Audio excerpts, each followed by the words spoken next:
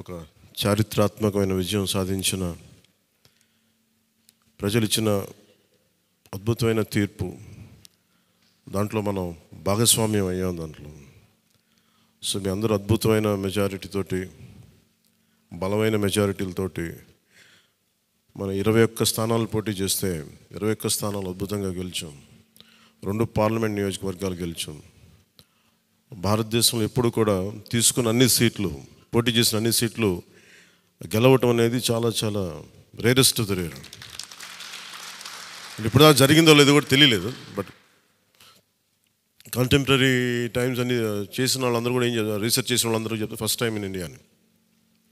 So మీ అందరికీ జనసేన సైనికుల తరపున, వీర మహిళల తరపున,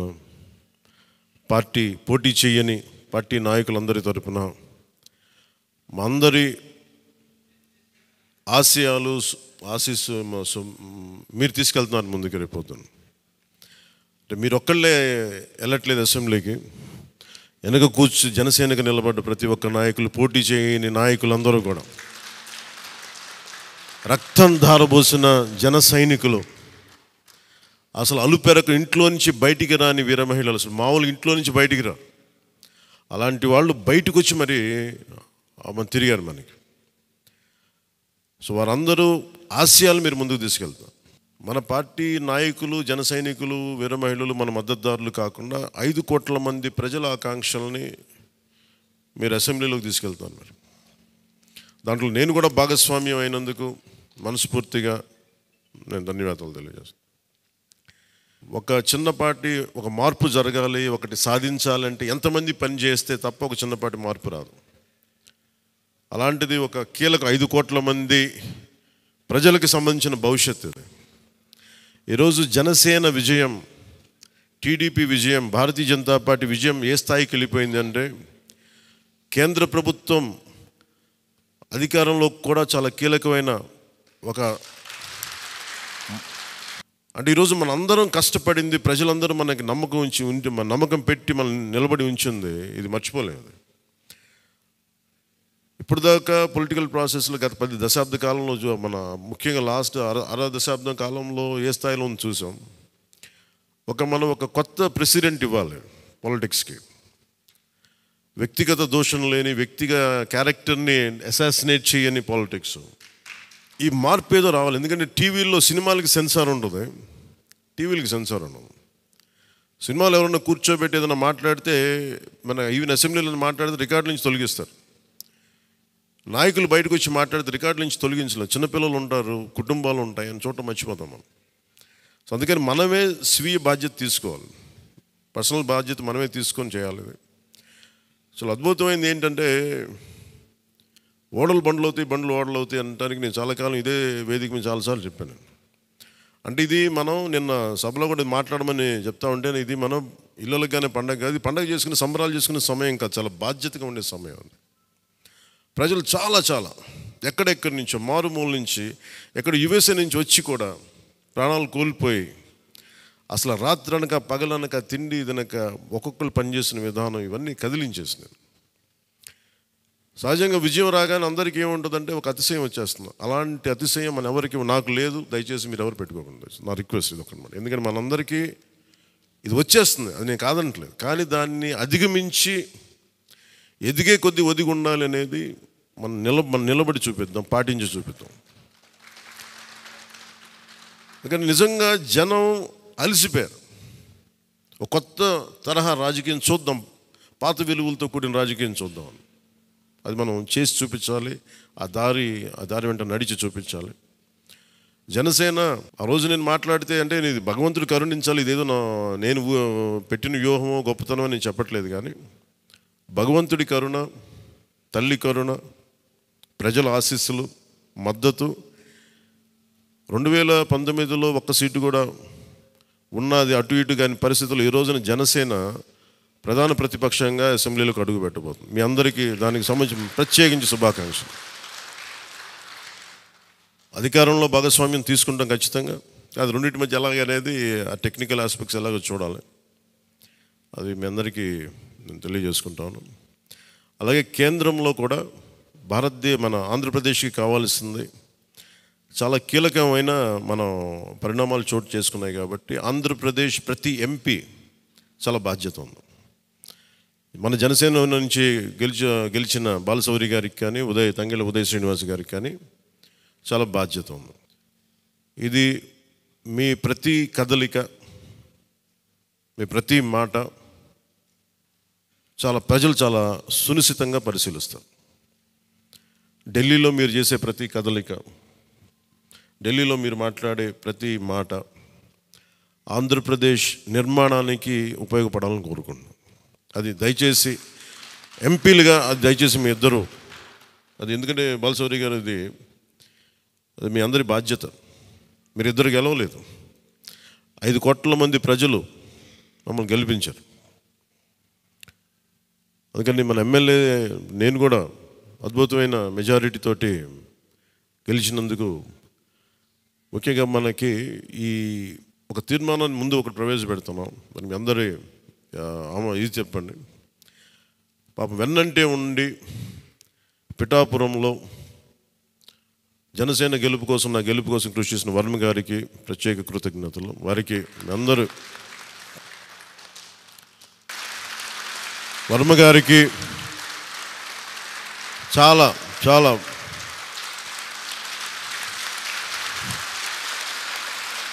వర్మ గారు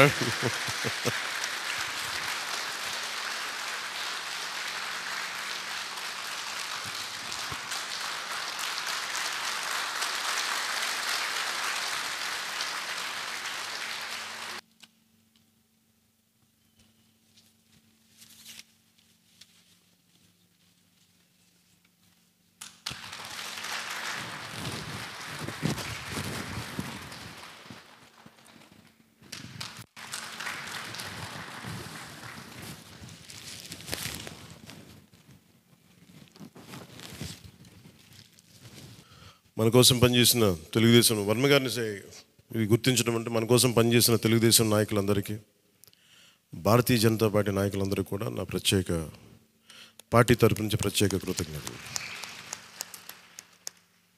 అలాగే జన సైనికులకి ప్రత్యేకించి మీరు పడ్డ శ్రమ, కృషి మేము మర్చిపోలేం. మమ్మల్ని గుండెల్లో పెట్టి చూసుకుంటాం. మీ భవిష్యత్తు కానీ మీ బాధ్యత మీకు ఎలా ఉండాలనేది మేము గుండెలో పెట్టి చూసుకుంటాం. అలాగే మా ఆడపడుచులకి, వీర మహిళలకి, యువతులకి జనసేన కోసం మీరు పడ్డ శ్రమ మేము మర్చిపోలేం. మీ అందరికీ కూడా నా ప్రత్యేక ధన్యవాదాలు, కృతజ్ఞతలు. మీ శ్రమని, మీరు చేసిన ఈ కృషిని మేము మర్చిపోం. మీ ఆశయాలని మీరు దేనికోసమైతే పనిచేస్తారంటే ముందంటే తీసుకెళ్తాం. ఈ జనసేన కార్యాలయం ఇంకొద్ది రోజుల్లో ఫుల్ ఫ్లెడ్జ్డ్ ఫంక్షనింగ్ ఆఫీస్ అవ్వబోతుంది, రెడీ అవబోతూ ఉన్నది. మనకి రాష్ట్రంలో ఈ నలుమూలలు ఎవరు వచ్చినా కానీ దానికి తెరుచుకొని ఉంటాయి తలుపులు. ఇప్పుడు నా కోరిక ఏంటంటే 24 గంటలు పనిచేయాలి ఆఫీసు. అపరాత్రి అర్ధరాత్రి లేకుండా ఎవరికి ఏ సమస్య వచ్చినా అది ఉండేలా చాలా కష్టసాధ్యమైన విషయం. కష్టసాధ్యమైతే సాధించాం ఈ రోజున, దాన్ని కూడా సాధిస్తామని మీ అందరికీ తెలియజేసుకుంటూ నేను 6 ప్రత్యేకించి చెప్పాను. విద్య, వైద్యం, ఉపాధి, సాగునీరు, తాగునీరు, లా అండ్ ఆర్డర్. ఈ 6 అంశాల మీద మొదటి ప్రత్యేకమైన దృష్టి పెట్టి దీని మీద ముందు ప్రజలకి భరోసా కల్పించిన తర్వాత మిగతా అన్నిటి అంశాల మీద ముందుకు తీసుకెళ్దాం. అలాగే నేను ఢిల్లీ వెళ్తున్నాను ఇప్పుడు PM గారిని NDA మీటింగ్కి.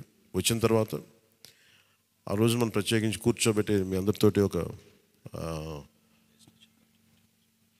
లెజిస్లేటివ్ పార్టీ మీటింగ్ని మనం కండక్ట్ చేద్దాం. సో ఆ ప్రక్రియ ఏం జరగాలో, ప్రజాస్వామ్య ప్రక్రియ ఏముందో దాని ప్రకారం ముందుకు చేద్దాం. అందుకని ఈరోజు జస్ట్ మిమ్మల్ని కలిసి మీకు అభినందనలు చెప్పాలనే నా ఉద్దేశం. అలాగే ఇంకో 3 రావాల్సింది, కొంతల గారును మన లోక మాధవి గారు వీళ్ళు రావాలి, కొంతల రామకృష్ణ గారు. సో వారి కోసం వెయిట్ చేస్తా ఉన్నాం. వాళ్ళు దారిలో ఉన్నారని చెప్తాను. వారికి నేను వెళ్ళిపోయేలోపు వాళ్ళు వస్తే సంతోషం. లేదంటే నాబాబు గారు వారికి నా అభినందనలు తెలియజేయండి మీరు.